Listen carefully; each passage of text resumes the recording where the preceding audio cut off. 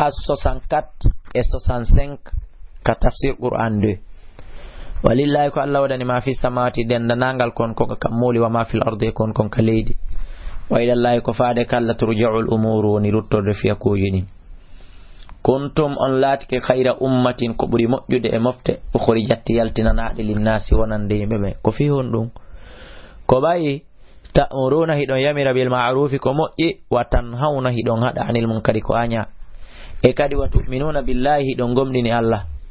walaw amana sinno gomɗinno ahlul kitabi yimɓe defte ɓe lakana ɗum wonayno khayra lahum moƴƴere wonande ɓe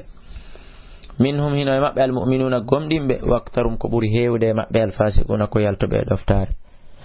lan yadurrukum ɓe non wata on lorrirde illa adan sowona lorra hoy to sokoy wa in yuqatilukum si tawi ɓe wi'i tum ɓe haɓay on si ɓe heɓɓi on haɓude legoy yuwallukumul adbara ɓe huccintinanay on duburuji ɗin ɓe doga thumma la yunsaruna refti ɓe walletake duribat waɗama alayhim e dow maɓɓe adillatu hoyende nden ayna ma thuqifu kala ka ɓe tawa kala ka ɓe mooɓi illa bi hablin sona ɓe jogito ɓoggol min Allah immorde ka Allah wa hablin e ɓoggol ɗum woni ahadi minan nasi immorde yimɓe ɓen wa ba'u ɓe ruttode bi ghadabin e tikkere min Allah immorde ka Allah wa duribat waɗama kadi alayhim e dow maɓɓe almaskanatu miskinan kako ngo dalika ko waɗi ɗum wona tooñe mbiyatnam ko sabu kamɓe kanoɓe laatike yakfuruna heɓe yedda bi ayatillahi ayaji Allah ɗen wa yaqtuluna al anbiya'a heɓe wara annabaɓe bi ghayri haqqin ko alda e gonga dalika ko waɗi ɗum bima asaw ko sabu ko ɓe yeddi kon wa kanoɓe laati ataduna heɓe jaggita laysu sawa'a alyahuda e annasara ɓe wonali heɓe fota min ahlil kitabi no jeeya yimɓe defte ɓen ummatun mofte qa'imatun dariɓe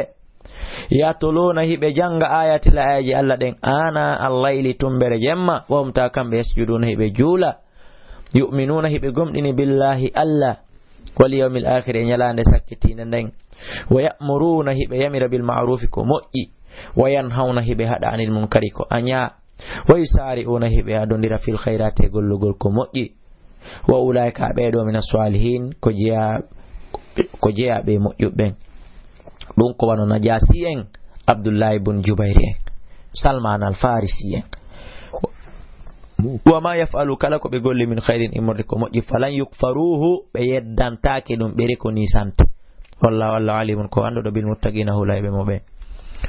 innal ladina andena ɓen kafaru yedduɓe lan tughniya nafata dunca anhum e maɓɓe amwaluhum jewle maɓɓe ɗen wala auladuhum wona ɓiɓɓe maɓɓe ɓen min Allah immorde kalla shay'an hay e hunde wa ulaika ko ɓen non ashabun nari woni ɓe yiite ngen hum kamɓe fiya ka nder yiite khalidunan ko ɓe luttinte mathalu ma yunfiquna sifa ko ɓen itude sadaka kon fi hadil hayati dunya ka gurdan aduna ɗo ɗon andi no wayi ka mathali rihin no wayi wano hendu wifa fiyatano e nder mayru kadi sirru nduluru no fire kadi sirrun yiite fopp no ka tafsir asabata hendu ndun no heɓa ko ɗum woni ndu wifa ko ɗum woni ndu ruuyina harta qawmin ngesa yimɓe zalamu anfusahum toñuɓe hoorem faala kat hu hendu ndun halka ngesa man few ko noon wayri no ngesa mbal lanniri noon ko noon sadaka ɓeeɗa on lanniri ɓay ko yiingo ɓe gomɗina wama zalamahumullah Allah toñali ɓe walakin skoni anfusahum ko hoore maɓɓe zalimu noon ko ɓe tooñi ya ayyuhal ladina amanu kono yo gomɗimɓe la tattakhidu wata on jogito bitanatan giggol luggugol ko ɗum wiyete bitana giggol feƴƴutugol ngol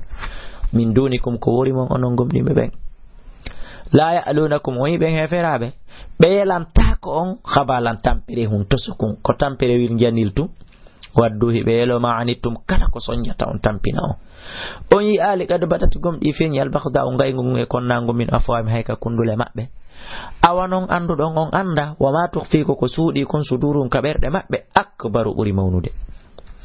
kad bayyanna lakumul ayati gomɗi men laɓɓinani on ayaje ɗen in kuntum si on laatake ta'qiluna hiɗon haqqila ha antum e onon ulayi onon tigi ɓe julɓe to hibbunamo hiɗon yiɗi ɓe heferaɓe hiɗon haɓɓiti e maɓɓe hiɗon ñemba ɓe kamɓe le wala yo hibbunakum ɓe yiɗa on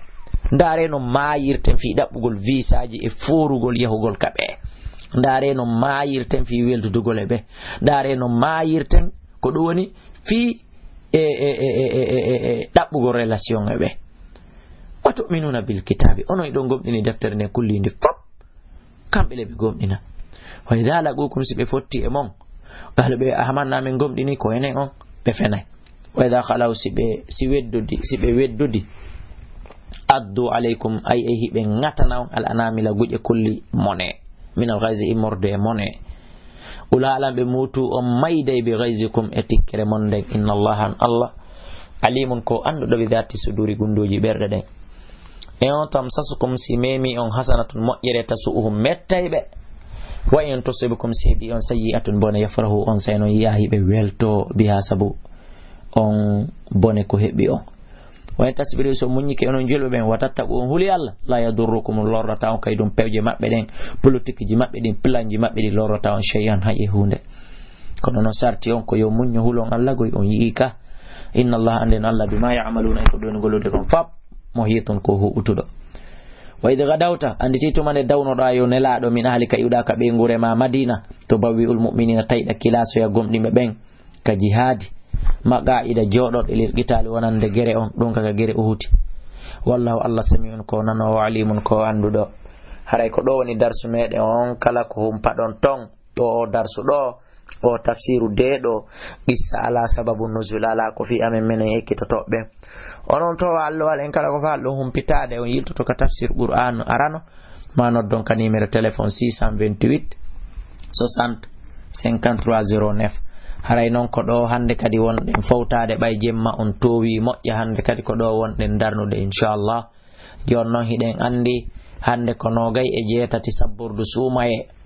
no gasa sumaye daro jango bay jango ko sikke haray jango ko wonata ko nafugol e walagol law haray no gasa haray en rompi en fermi no gasa hande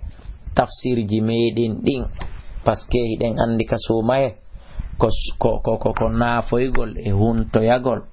e sullagol e ko nandita tay dum haray ngongure den tan on hino fandi welata fi jodagol janga siwona harami hebu sabu ko luba en galle ka tawata nyallangal on tigi waway wippitade yaha jango ya 30 minutes 1 heure de temps si on tigi hebi ka luboyo place ka weddi ka mufe man ala ka sonko ala on tigi hebi ka weddi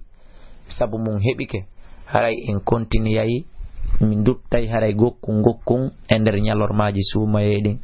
si tawi woni hebaki kalube haray inshallah haray darsu on fermete hande ma dum ferme jango haray hiden tuma sumaye mai inshallah yalla okko en baraji e mojjere ko woni kon e sumaye on danda en hebugol kaffara e sumaye on danda en kala ko duytata ko baraji din e sumaye okko rende